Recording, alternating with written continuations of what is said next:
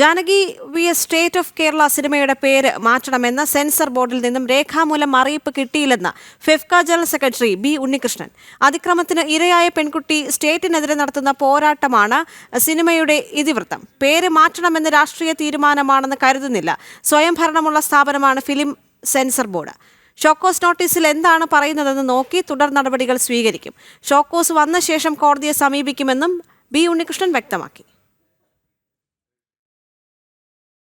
സംവിധായകൻ പ്രവീൺ നാരായണനുമായിട്ട് സംസാരിച്ചു. ഏറ്റവും അതിനകത്ത് നമ്മൾ മനസ്സിലാക്കേണ്ട ഒരു സംഗതി, CBFC central board of film സർട്ടിഫിക്കേഷനിൽ നിന്ന് രേഖാമൂലം അവർക്ക് ഇതുവരെ ഒരു അറിയിപ്പും കിട്ടിയിട്ടില്ല. ഷോക്കോസ് നോട്ടീസ് കിട്ടിയിട്ടില്ല. ഷോക്കോസ് നോട്ടീസ് നാളെ കിട്ടുമെന്നാണ് അവർ പ്രതീക്ഷിക്കുന്നത്. പക്ഷേ വെർബലി അവരോട് വളരെ ക്ലിയറായിട്ട് പറഞ്ഞിട്ടുണ്ട്, ടൈറ്റിലിൽ നിന്ന് മാത്രമല്ല ആ കഥാപാത്രത്തിൻ്റെ പേരും ജാനകി എന്ന പേര് ഉപയോഗിക്കാൻ പാടില്ല എന്ന് പറഞ്ഞിട്ടുണ്ട്.